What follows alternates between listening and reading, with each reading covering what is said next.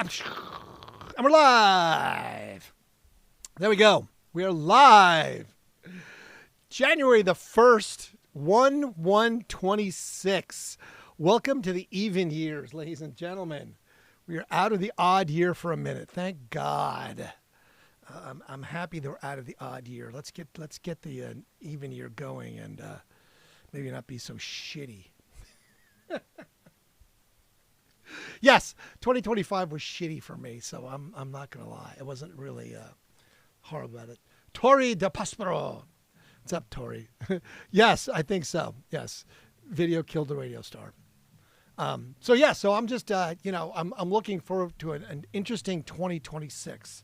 I've got one of those day calendars, the little square ones, and it's the unfuck yourself calendar. So today's thing, I should probably read each one, but today was basically like, it's your life. It's right here, right now. It's like, so what the fuck are you going to do about it? You're going to keep doing the same shit you always did? Or you're going to change it and actually make a difference in your life? I was like, well, I have changed it. I've drastically changed my life. I'm not sure how much more drastic I can change my life to be perfectly honest. The last 2 years, I've completely upended my existence. So yeah, I've completely changed. The total existence has been absolute and complete. So I don't know. We'll see. So I'll see about what that means to unfuck myself. We'll have to see what other suggestions it has throughout the year. If it has anything that's exciting. But anyway, so I was talking about, so I'll go back and I'll start with my first little story that I was talking about is Oasis. So the debut album of Definitely Maybe, by Oasis, this alt-rock Brit-pop, record, it may not have blown everyone's head off, but it was, it was a really good album. And, it really worked. And it's funny. So Liam Gallagher talked about it in 2017 of what they did. And the album's success they attribute to some lunatic from Wales called Owen Morris. Okay. So I guess he was a co-producer and he mixed the album. And I guess so what happened is that Liam Gallagher listened to the whole album, and after they listened to it, him and his brother, they listened to the whole album, and they said that they wanted it to embody the energy of like the Sex Pistols during their live shows. But when they listened to the album version of their songs, it sounded really small and weedy. Weedy. I was like, all right, I could see that. Kind of weak and wimpy. So the band brought in this guy named Morris to give this album some extra special treatment. Now, apparently this guy that he figured out how to make a band sound louder. And Liam said he didn't know how it worked, but he turned it up. He just turned up the sound. There's lots of people going on about stuff of how you can do that. Do this, do that, do this, do that. That there's this loud button. Someone said they invented some sort of process by which they could double the sound and not have any distortion. So Gallagher basically said, yeah, that's right. So when we were playing it in a jukebox in the pubs in England, every time our song came on, it was louder than the other songs on the jukebox. So it was just about 10 times louder than everybody else. And, when you're streaming and you've had a drink, it just blew one's head off in the pubs. So I found that to be interesting because we intentionally did exactly that with the radio station, with the music and with commercials specifically. So commercials a lot of times are going to come in pre-produced. So when you get a pre-produced commercial that comes in the door, we normalize it. We called it normalizing it because basically, yeah, exactly. We compressed it and basically we normalized the sound. So basically you wouldn't have these highs and lows. And that was sort of what we needed to do. That way, when you were listening, when the DJ was talking, they talked at this level. When the commercial came on, it was at this level. When the music came on, it was at this level. And it didn't matter if the music came in and it was recorded high or recorded low. Either we would boost it or we would lower it, especially commercials. I mean, if you listen to watch TV or you watch on the internet, sometimes you'll notice that that's exactly what happens. The commercials come on a lot louder, and they're annoying. So so we specifically made sure that everything was normalized, as we would put it, normalized. And it was equalized. So if we had to compress it, we would compress it. And if we had to expand it, we expanded it just to make sure that you didn't have those highs and lows. Because again, it's annoying as hell if you're listening to, any type of thing to hear it and have it jump and go louder, soft, louder, soft. So that's what we didn't wind up doing. I just found it interesting that, Gallagher talked about how they did that on purpose, which makes perfect sense, right? You want to stand out. So if you compress the shit of it without changing and distorting it, when your song comes on, it's louder. People are going to hear it. It's going to stick out a little bit more inside a pub, especially, or wherever you're at. So, you got to appreciate that. So it's a beautiful thing. We'll jump back into the music and history stuff. So in 1953, this is what's crazy to me if you think about it. 53, 63, 73. I mean, that's like 70 years ago, okay? 73 years ago? 73 years ago, American singer Hank Williams and musician Hank Williams, the original, died of a heart attack. Okay? 73 years ago, and he's still regarded as one of the most important country musics of all time. Hank Williams. And apparently also, I wasn't aware that he died at the age of 29. So he didn't even become like the old dude legend. He was 29. He died of a heart attack brought on by a lethal mix of cocktails and pills. His last years, he consumed alcohol, morphine, and painkillers at an Elvis Presley rate, apparently. He was so compromising his professional life. So, he basically partied himself to death at 29, which is pretty interesting. Because, again, I didn't realize that Hank Williams died so young. I mean, 29 is young, okay? That's young as hell to die. But yes, he basically, again, was regarded as one of the most important country music stars of all time. Still is. 35 of his singles, 5 released after he died posthumously, were placed in the top 10 on Billboard's country and Western bestsellers. Number 1, including Cold, Cold Heart, Hey Good Looking, I'll Never Get Out of the World Alive, Your Cheating Heart.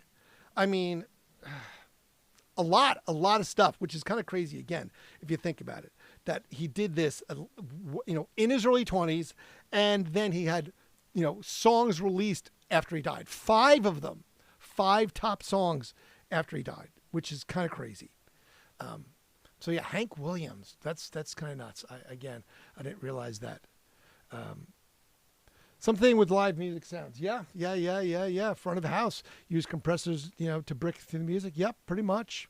We used everything. There was all sorts of stuff. I have so many pieces of equipment. It's not been funny. Did everything to the music, man. We beat it up. We turned MP3s into wave and wave into MP3s and tried to add music, and you'd be surprised how much gets cut out when you listen. The difference when you listen from an actual vinyl, the expansion to it, something that's a little MP3. It's kind of crazy. Now, this is kind of funny, but sad at the same time. In 1956, Bill Haley and the Comets, Rock Around the Clock, went to number 1 on the UK singles chart for the second time. It's often cited as the biggest selling vinyl rock and roll single of all time with sales over 25 million. 1956, okay? In 2005, okay, 50 years later, in 2005, in most of Europe, copyright expired in a number of classic pop and rock and roll songs recorded in 1954, including Bill Haley's Rock Around the Clock and Only You by the Platters. So there was only a 50-year moratorium on when music could be copywritten in Europe. So songs that were made in the 50s like that no longer are in copyright. So they're out. So I don't know if they've been re-copywritten or whatever, but I know that there was a law, that Sonny Bono law, as one of the things Sonny Bono of Sonny and Cher, actually got through Congress when he was a California congressman that did exactly that, that extended it to like the life of the artist plus 75 years or something like that, so that that wouldn't happen anymore to artists. 'Cause it's kind of crazy if you think about it. It really is. That these artists that, if you did it in 50 years, when you're in your 20s, you could still be around and your songs could be out of copyright. So just kind of interesting to think about that. At least I think so anyway. I could be crazy. I mean, I know I'm crazy, but... all right. So this is kind of interesting. In 1957, BBC TV aired a new rock and roll show called Cool for Cats. Now, I'm wondering, of course, did Squeeze get their song from that Cool for Cats? Basically, it aired for the first time, Cool for Cats. It had a minuscule budget. The program was forced to rely on artist miming and the talents of a resident dance group. Karen Robinson, the first show host, was succeeded after a few weeks by Kent Walton, better known for his ITV wrestling commentaries. I love that they just go ahead and put a TV show on a minuscule budget. Minuscule. Like, let's just go ahead and put this TV show on that we know is doomed to fail because we're not going to fund it properly. I think that's a great idea. Brilliant. I mean, sure. Let's go ahead and do that and make sure that it can't be funded properly. Oh, shit. That's funny. Sorry. I just always amuses me when people do shit like that. Oh, today, January 1st, is the day that Johnny Cash played his free concert for the inmates of San Quentin Prison in California. One of the audience members was a 19-year-old Merle Haggard, who was in the midst of a 15-year sentence for grand theft auto and armed robbery. 1959. This is when he did his San Quentin show. Interesting. Good old Johnny Cash doing it for the prisoners. How about the fire at one of those storage facilities that destroyed? Oh, yeah, I know. Right? That's kind of sad and fucked up. It happens, man.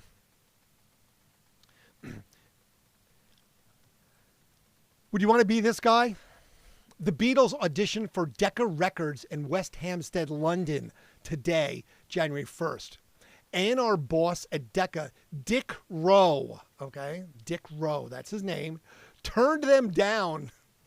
Turned down the Beatles, which is considered one of the biggest mistakes in music industry history. Decca decided to reject the band, selecting instead Brian Poole and the Tremolos. Who the fuck is that? Right. So I don't know. If you're Dick Rowe, does that haunt you every day of your life for the rest of it? I mean, there's decisions we make that impact this in a way that we may never know, but yeah, that's one that you definitely know. All right, in addition to band, the Beatles, man, these guys, I don't know. I don't think they have it. I passed on them. I think they sucked. I mean, all right. Within 8 years, you passed on them in 1962. So within like 2 years, they were the biggest band on the planet. So you didn't have a long time to wait to have that karmic retribution of like, hey, Dick, what's up, man? How you feeling? Feeling good about that decision? I wouldn't want to be Dick Rowe. I just would not want to be that. That just sounds like that would be the bad one.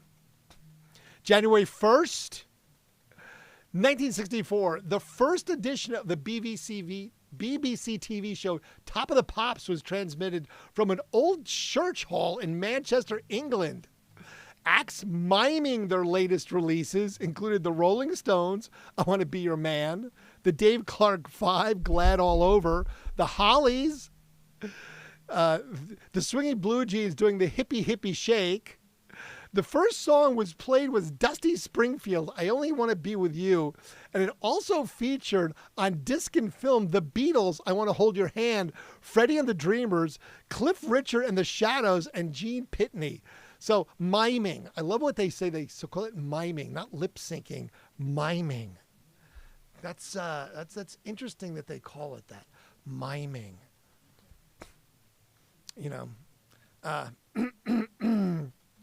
January 1st, 1966, Simon & Garfunkel started a 2-week run at #1. Damn it. I thought I fixed that. Apparently, I did not. I tried to get that camera fixed. I got suggestions of how to fix it, and I don't have that setting I found out. So the setting that I was trying to find to get that camera to stop turning off, I don't have. So I don't have that setting on my camera. So unfortunately, it's still going to turn the fuck off. Oh, man. What are you going to do? As I was saying, January 1st, Simon & Garfunkel started a 2-week run at #1 on the U.S. chart with The Sounds of Silence. With the sounds of silence. I like that song. It's actually a good song. I mean, I give bands shit sometimes because, you know, I can sit here in the comfort of my, you know, tiny studio here and not have to do anything, but I can make judgments over bands, and that's all right.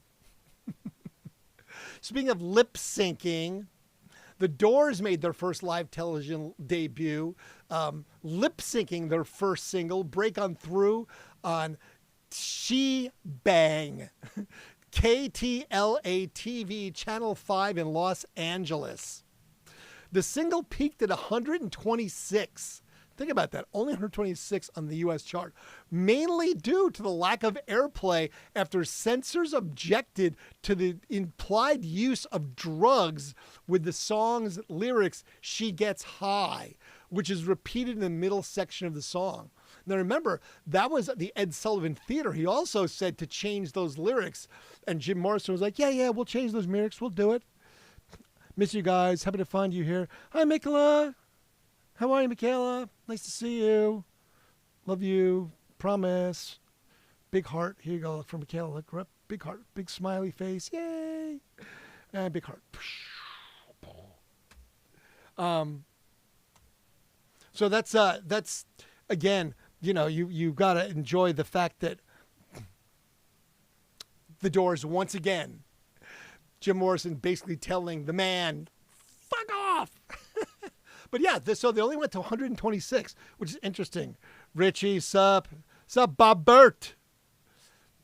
Everyone doing all right? Anybody hungover today? I want to know if anybody's hungover, still feeling the after effects of their too much New Year's Eving. You know, I stayed up way too late. I don't think I went to bed actually till like 4 o'clock in the morning, because I did wind up staying up. I watched a little TV. I wished some friends Happy New Year in California, so I wanted to stay up and do that. And I played a little bit of Population 1, which I'm going to try and figure out how I can show the streaming of that. I have an Oculus headset that I wear, which is kind of crazy. It's a really old one, so it's not great, but it's fun as shit, man. You know, nothing like killing small children, because sometimes late at night it's these kids that are like screaming, and I was like, oh, great. I was like, yeah, don't worry, I'll kill you playing. Yes, that's good. All right, well, good. Glad you got to sleep that off. I definitely, I know a couple people that are in my small circle that definitely were feeling some pain this morning. It happens, you know. In 1968, Billboard magazine reported for the first time that albums had outsold singles in the United States, with album sales reaching over 192 million units. So that's where it was. That's when it started to change for music. Albums overtaking singles in 1968. I'm wondering when it went back to the other way, you know. So the Beatles were #1 with the Obladi Oblada song of the White Album on this day. And The Clash played the opening night at Punk's first real venue, the Roxy in London today in 1977. January 1st, 1977, The Clash played that. Ticket prices, 1977, Genesis played for the first of 3 nights in their new look Rainbow Theatre in London. Tickets cost $4.25.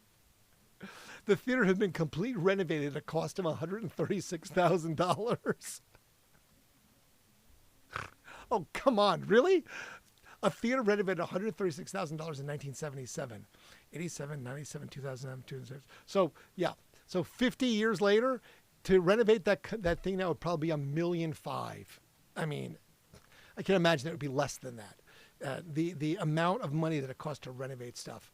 I mean, I know that the big room, to just renovate the big room, was over $150,000 to get the big room up to par to become a music venue for 200 people.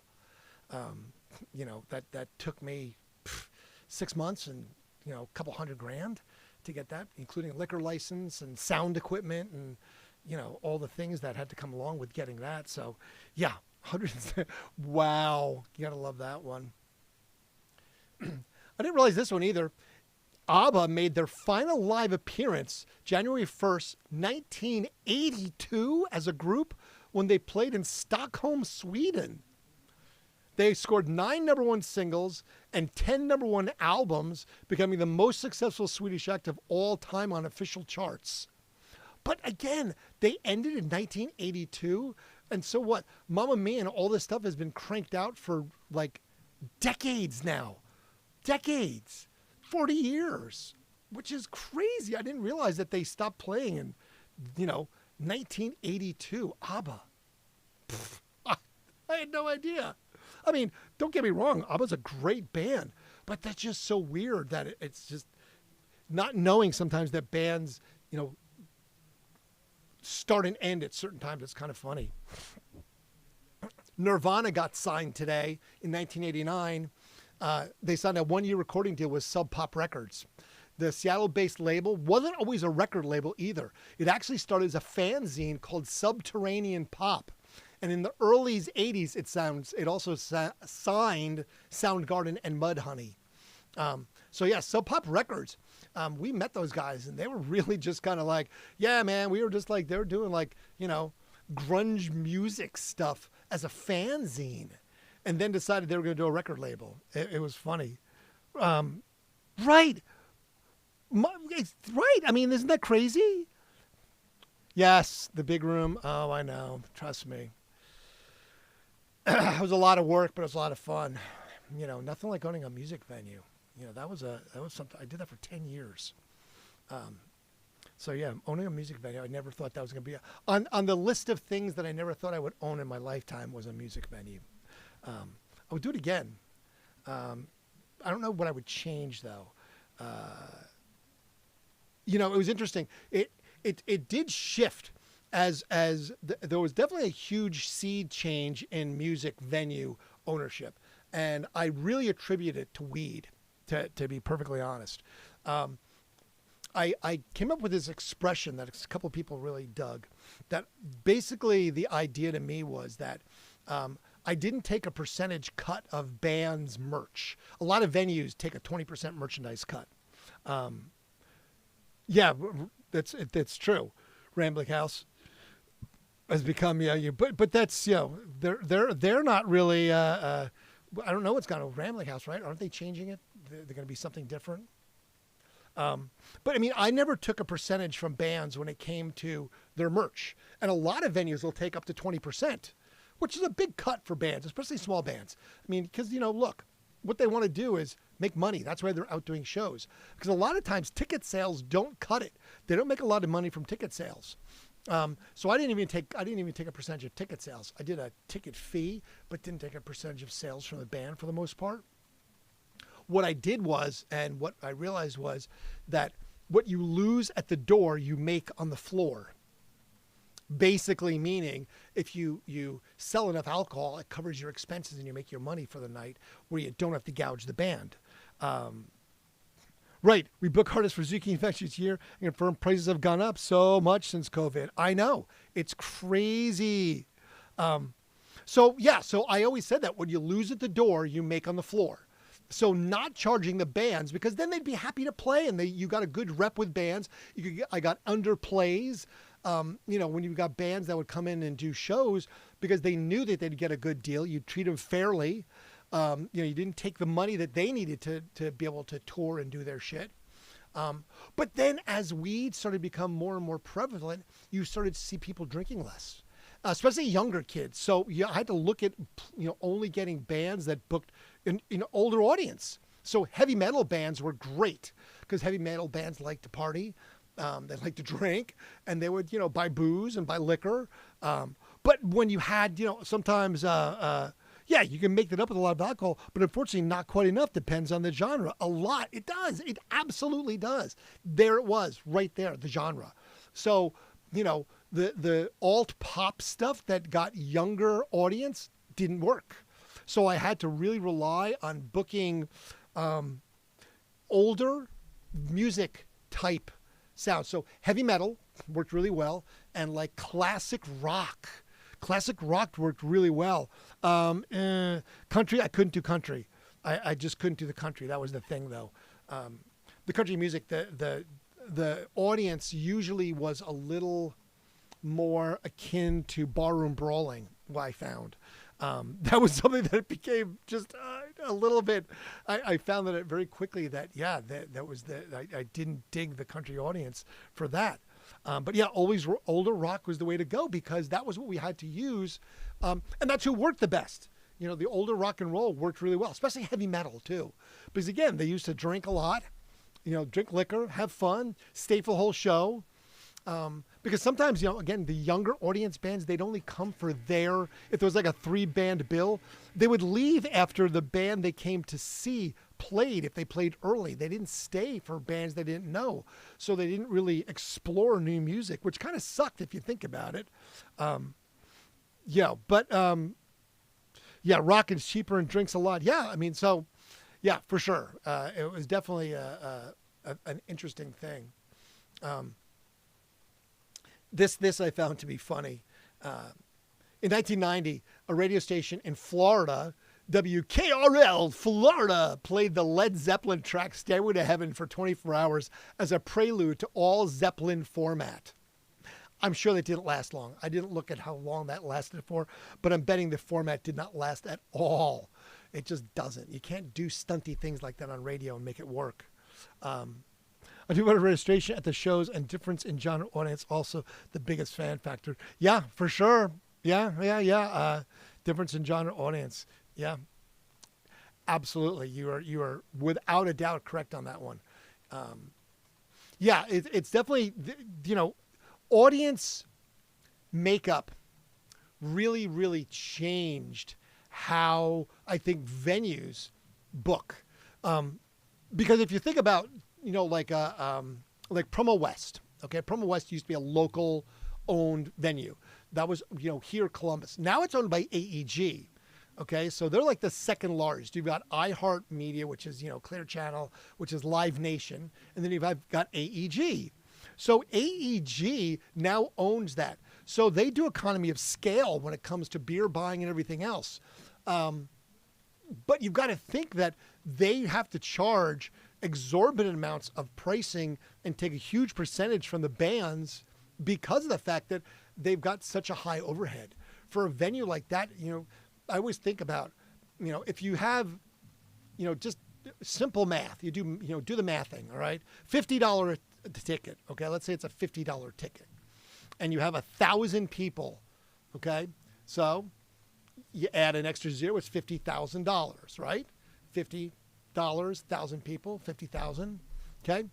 So now you've got to pay the band. Now the band, depending on the size of the band, if you're charging $50, they're going to be a band that's probably going to, get a pretty good percentage of that. But then you've got to have how much is the overhead for all of the different people that work there, because again, it's a big machine. There's a lot of people that are working security, everything else. Right. Yeah. The old Decibel Club card. Right. Think about that. That thing. And there was loopholes in the Decibel Club card too, because you could reuse it and just buy another one. So you could use it to cut in the front of the line over and over again for an extra like $10. And they know, and they figured that out and they didn't care because people would do that and buy those over and over again. But the problem is that, right, there's so much overhead now because you have to pay so many people to work in these venues. And if their alcohol consumption is down, there's where the problem is. So a lot of these bands, their audience doesn't drink like they used to. So you're not seeing that happen. And then the other problem is that you think about it now, if you're paying what, $100 for a ticket, okay, how many shows can you realistically go to? Because that's a lot. That's a lot of money to be expending for a concert. You know, by the time you drive, you got to park, so that's gonna be what, $20? So you get 120. If you have a couple of drinks, I mean, what's a drink? $15 for a fucking beer? You know, 2 beers is $30. So you're at $150 just to go out for one night to see one show, which becomes, I don't know, for me, that was problematic. That's a lot of money. Yeah. It sucks to think that how reliant on the music scene is on alcohol consumption, but that's sex, drugs, and rock and roll. Sex and drugs and rock and roll. I mean, it's sort of what I grew up on. You know, you drink, you go to the shows. You know, that was what it was. And, you know, as the alcohol got more and more expensive, you had to drink less. And at the band's management, when you've got these venues that can't rely on that as this secondary income stream, which they do, they absolutely do rely on that as a income stream, then they have to charge more. So now when you charge more, well, then you've got a problem, because again, we have to be very selective in the concerts we go to, because again, think about spending $200 on a single night, depending, you can think about how much money that is, if you're making $1,000 a week, all right, 20% of your week was on one show. Whew, that's a $50,000 a year job. That's 20%. If you go to one show in 1 week, that's a lot. That's a lot to muster. Anyway, I will get off my high horse of expensive ticket prices. Oh, January 1st, 2002, Eric Clapton married his 25-year-old Malia McKerney, the mother of his baby daughter, at a secret ceremony of the 15th century St. Mary Magdalene Church in Ripley, Surrey, England. Where's she from? Does anybody know where that 25-year-old's from? Yep. If you know, you know.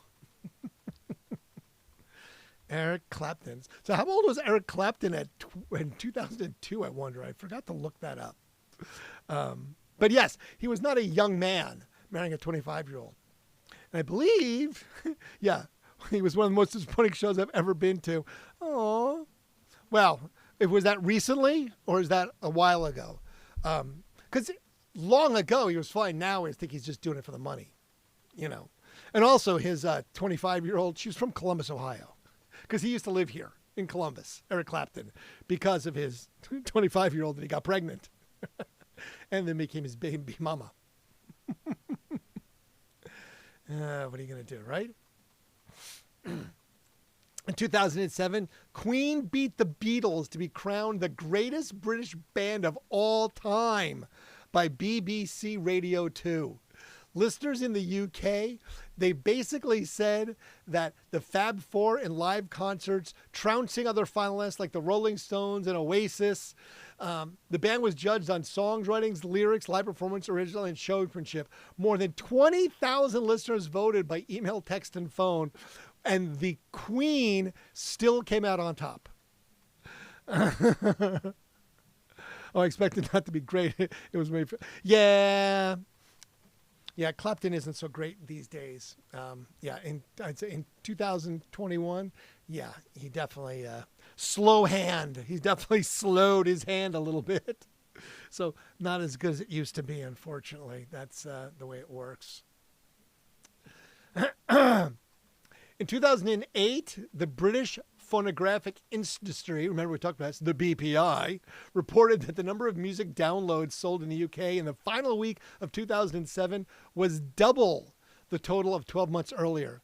In total, there was 2.95 million downloads in 7 days, the highest ever recorded for any weekly period. And when the whole of the year was taken into account, 77 million downloads were sold in the UK in 2007. I'd love to know what it is today, because I'm sure it's more than that by a long shot. Many, many, many. Okay, so In 2009, official UK sales, Duffy debut Rockefeller or Rock Ferry came in the top of the year and chart with 1.65 million copies sold.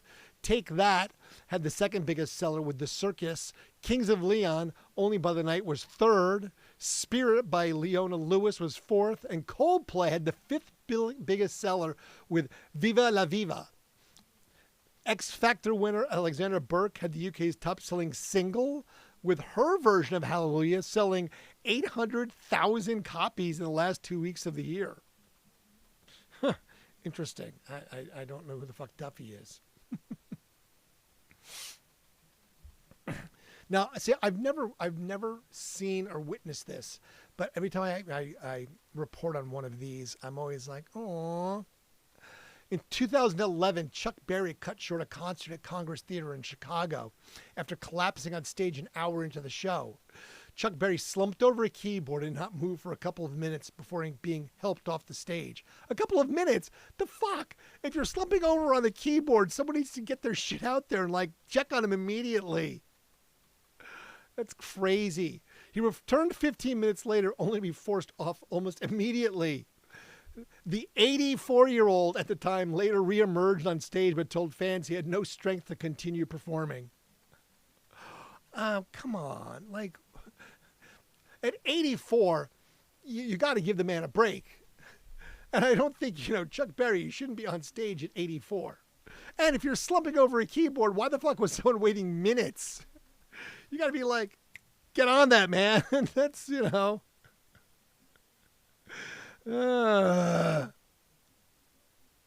Yeah, what are you trying to listen to, Michaela? Is this streamed anywhere else? Got to head to work, but would love to listen regularly. Again, well, I do this every night at 11 o'clock.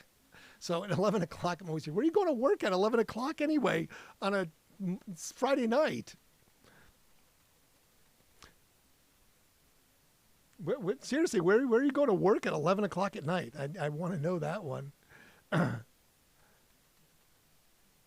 You think he was just slammed on the same notes for multiple minutes, right? I don't know. So wait, you're going to work though. But where the hell are you going to work at 11:30 at night on a Friday night? That's way too late to be going to work. Yeah, I do this every night at 11 o'clock. And I think the lives stay up for 30 days. So you can always find them the next day. You can just go to TikTok and go stream them later. Because, yeah, I think they exist for 30 days. They keep them around for at least a short period of time. I don't know for how much longer after that, but, I know they keep them for a little bit of time. Yeah, I'm not sure, but it's Thursday. I guess it is Thursday. All right, Children's Hospital third shift, baby. Nice. Okay, so the whole nurse thing. Oh, man. I was an EMT. I was a medic. I drove an ambulance for 2 years, so I have a warm spot in my heart for nurses and others who do that. All right, well, I'll see you. Bye, Michaela. Have fun tonight. Try not to have too much stuff to deal with. Ugh, man. You have a strong constitution to be doing that. I'm just telling you. Much love. Much love. Let's see. Died.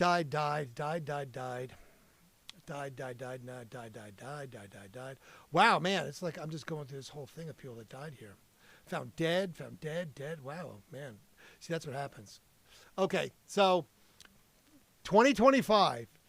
It was reported the UK spent more on recorded music in 2024 than ever before.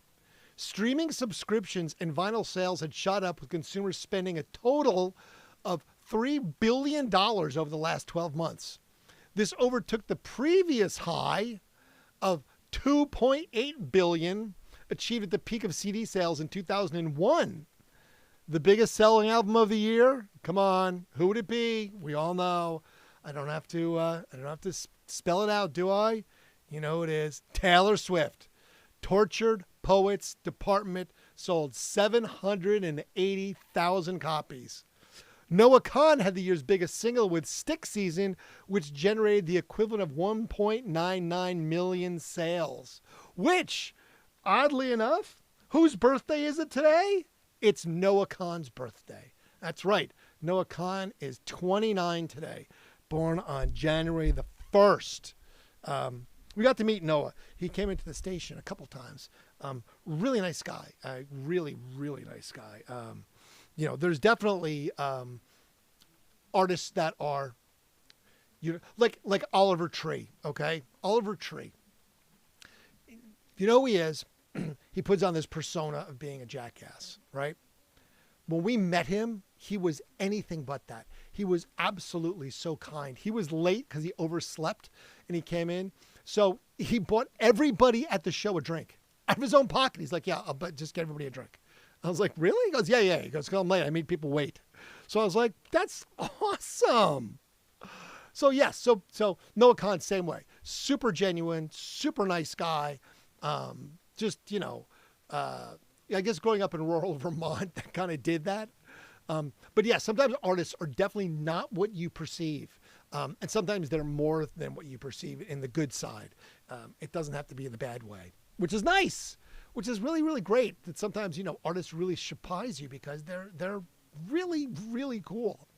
When I worked at a music venue long time ago, one of my first jobs in the music industry, I worked at a music venue, and my interview was the most insane interview I've ever had for any job in my entire life. There was a sign posted on the door that says "Help Wanted." So in the middle of the afternoon, I strolled into this music venue, and I'm walking down, I'm like, hello. And some big bald guy comes out of nowhere, and he's like, what are you doing here? And I'm like, yeah, I'm here. I saw the sign on the door. It said "Help Wanted." The door was open, and he gets right in my face. I mean, I'm 6'2" and I'm over 200 pounds. I'm like 6'2", 215. Sometimes on a good day. So I'm not exactly a slacker when it comes to size, and and this guy's right in my face. He's my size, maybe a little bigger, bald guy, and he's just yelling at me, like, what are you doing? I'm just like, what? I'm like, bro. I'm like, take a step back. And he's like, can you handle yourself? And I'm like, what? He takes half a step forward. He's, can you handle yourself? I said, dude, get the fuck out of my face or we're going to have a real problem. He goes, oh, cool. My name's Terry. You're hired. You start tonight. And I was like, what? I was like, seriously? He was like, yeah, I just want to see if you're reactionary, because, we want people that can handle themselves, but which is exactly right. But I don't need you to be starting a fight because you're going to have to deal with, patrons. And I was like, okay. I was like, that was the weirdest job interview ever. So I worked backstage, and I worked the stage, the pit. And some artists, because I got to meet the artists backstage, like I said, my first foray into the music industry. And some artists were not super great. And I will throw under the bus George Thorogood. I'll never forget George Thorogood. We were not allowed to look at George Thorogood when he came out of his dressing room. We could not make eye contact with him. So we had to turn our backs. I shit you not. You had to turn your back as he walked by. I was like, are you fucking kidding me? I'm like, dude, come on, really? I was like, really? What? Are you kidding me? I was like, yeah. It's like, yeah, you do. It's like, I was like, all right. I was like, look, if that's what we have to do, I'm not gonna bust balls, but that's we had to do. So I just found that to be amusing. The band LA Guns. There was such a huge crowd waiting for them after one of the shows that I had to escort each one of them from the stage door to their bus, because they were they were these teeny little guys that were all, little skinny metal guys. And they were just getting mobbed by the crowd. So we had to get, bouncers. We all had to escort these guys out to get them back to the bus safely because they're getting mobbed by a crowd. It was really funny. They're really nice, but they were just like, you've got to save us. Which is funny, which is really funny if you think about that. So Noah Khan's birthday today. Also, Joe McDonald of basically Country Joe and the Fish. He would have been 84 today, or he is 84 today. Country Joe McDonald, the Fish. And then Vern Troyer. Now, Vern Troyer, I'm going to bring it so I can have it here. I have a funny story about Vern Troyer. So there was a Comic-Con happening, and we were promoting it. And so we got to meet some of the comic people. So we got to sort of do this preview of, the artists that were doing the stuff for Comic-Con. And one of them was Vern Troyer, of all people. Okay? So Vern Troyer, Mini-Me, if you remember, okay? In real life, he was an ass. He was just like very demanding, and which was kind of funny. It was kind of funny. I definitely laughed a lot. But he was tiny. He was so fucking small in real life. So much so that I needed to document it. I needed to document something. Somehow I had to figure out how to do this. So I ran into the back room and I found a 2x4. Shit you not. And I said, hey, this is the Rockstar stick. It's just a 2x4 that came from the lumber store. I stood it next to him. I grabbed a tape measure, measured him, and made a mark on the stick and had him autograph it. Vern Troyer.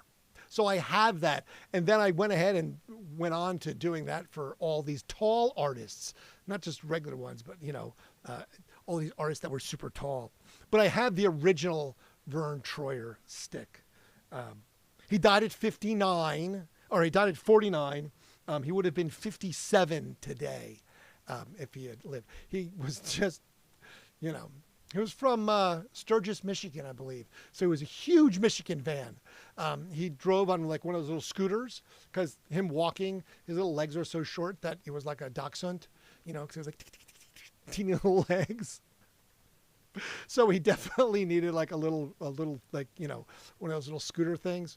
And it was totally dressed out in Michigan garb.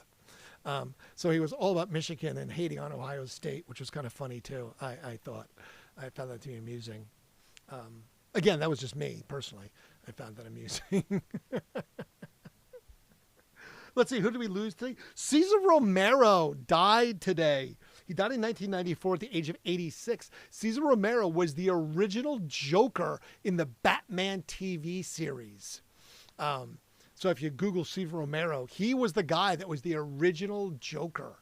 And that was the whole impetus for what the Joker looked like through all the different alliterations over the years. Cesar Romero did it.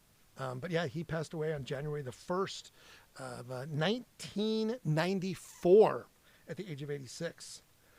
Also, Ray Walston died today at the age of 86 in 2001. Ray Walston was Mr. Hand at Fast Times on Ridgemont High, because like if I'm here and you're here, isn't that our time?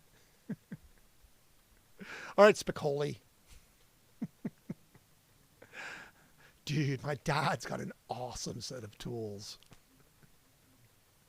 And we're talking about Hank Williams. He died in 1953 at the age of 29, basically from drinking and drugs, like of epic proportions.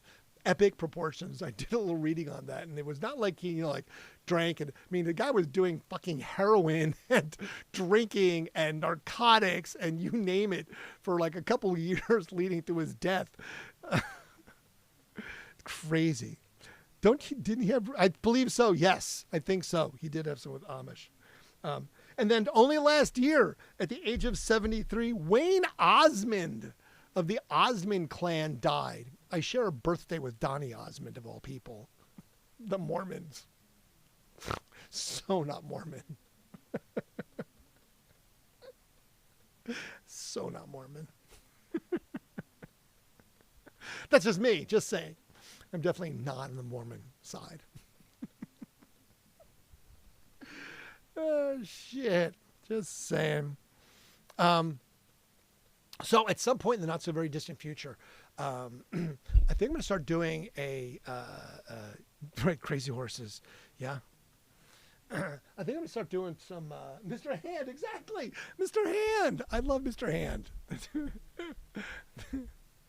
Oh, man.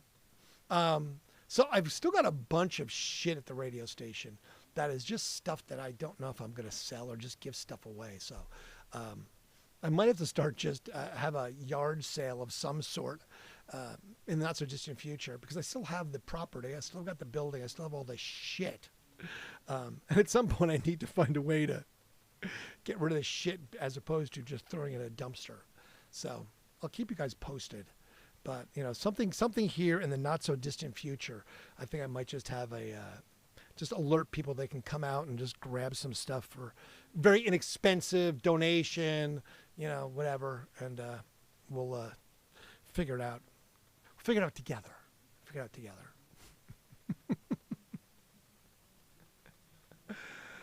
That's all I can say. That's how I'm figuring it out here. Trying to figure out what we can do to find homes for some of this stuff, because I don't want it to go unloved. That would be sad. We don't want stuff to go unloved, right? So everyone make resolutions, New Year's resolutions. Yeah, you're not getting a gold record. Come on. I have them, but I have to sell those. They're expensive as hell. Come on, Nostradamus. Did everyone make any good resolutions? I didn't make a resolution. I resolved to continue living the best life I can. How's that? At whatever that means. I'm not sure how that works, but I'll try my best. I will try my best, I promise. I will let you know. I will reach out to me through just send me like a Facebook request or something, and I'll just send me a Facebook request, like go ahead and try and friend me or something or whatever, and just send me like a DM, and I'll get in touch with you that way. I'll let you know what we got going on. Sound like a good plan? Do that. Yeah, you can always just DM me. You know, you can just send me stuff on Facebook or wherever. You can send it to the real me. I'm on Facebook. You can just, I haven't posted much. I just have not, I've stayed away from that for a while. Just too much crazy shit. But yeah, you can find me. I'm just under Randy Malloy. So you can just look for Randy Malloy, you know, spelled like it is. It's not an easy thing. It's a beautiful thing, you know. But yeah, we can work on getting you a gold record. Like I said, I've got a few left that I'm going to wind up selling. But yeah, so at some point I have to just get rid of the rest of the stuff. I have so much stuff.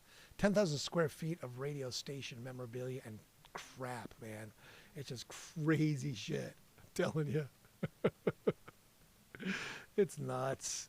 It's nuts. So yeah, so any other resolutions? Anybody over there? You got a resolution? Anything good? You know?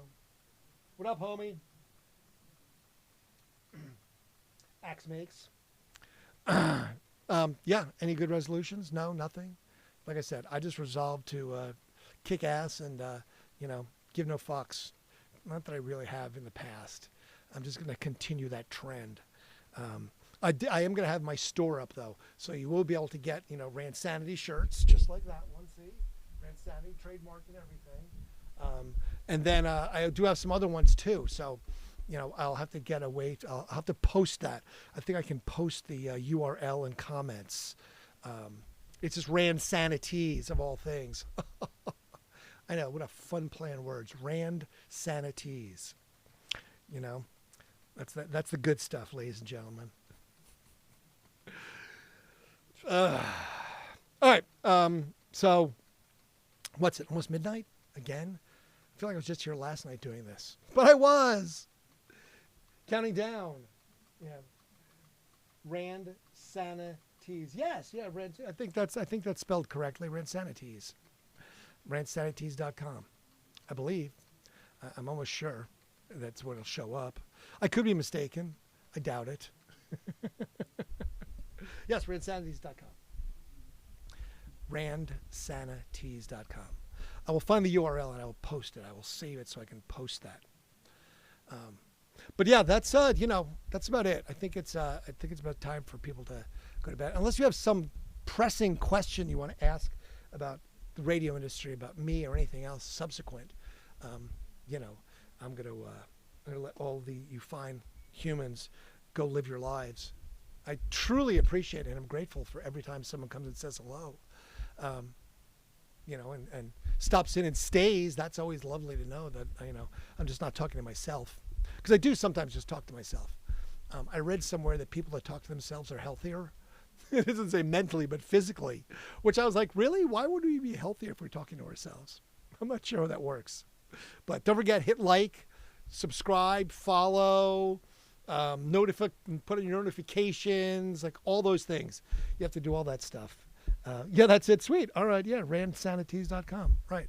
So you just see some of the crazy shit that I come up with for t-shirts. I have all of those t-shirts and I wear all of them all the time. But I always wear this shirt, the Randsanity shirt. Is it blurry? Is that image blurry? Do I need to work on the focus? Can't tell. My eyes suck. Better? Worse? I don't know. I have to work on that. Yeah, my eyes suck from reading computers too much. You definitely say, you know, don't watch too close to TVs. Yeah, well, I did that, and that's what happens.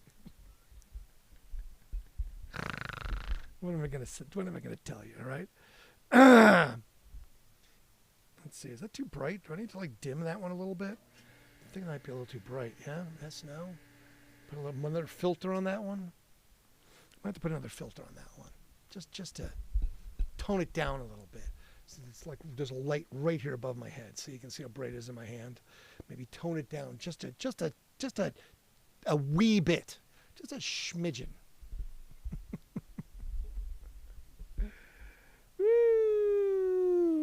Why did I stop? Why did I stop what? What did I stop? I didn't mean to stop. What did I stop? I don't know. Did I stop something? Cataract surgery. Ugh, that's no bueno. That's not good. Why did I stop? Obi, what are you asking? What did I stop? Stop what? Stop moving? Stop breathing? Stop drinking? Stop acting? Stop talking? What? What do I stop? Rebuild! Rebuild! Mm-hmm. Sounds like a great plan. I'll just scrape up those millions of dollars and I'll rebuild.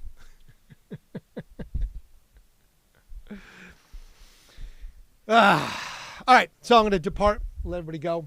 Thank you. Appreciate you. Grateful for everyone to be here. Happy New Year. Happy 2026. Genuinely. I hope everyone has an amazing first day and first weekend of the year.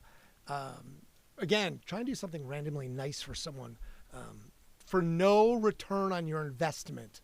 Okay? No return on your investment. Just because. You know, that's we need to spread a little more positivity this year. I talked about last year that I don't carry a lot of hate with me, so I try and remove that from my soul. So if anything, my resolution is to hate less because it's so toxic and it's so unwell for us. It does not help us whatsoever. So, all right, that's my wish. Love you, Randy. Happy New Year. Love you guys too so much. You don't even know. Greatly appreciate it. With that note, I will step back. I will change cameras so I can look at this one, and I will say goodnight and fade to black.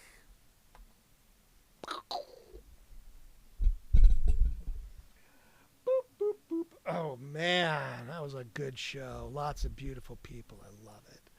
Love it, love it, love it. Love it, love it, love it.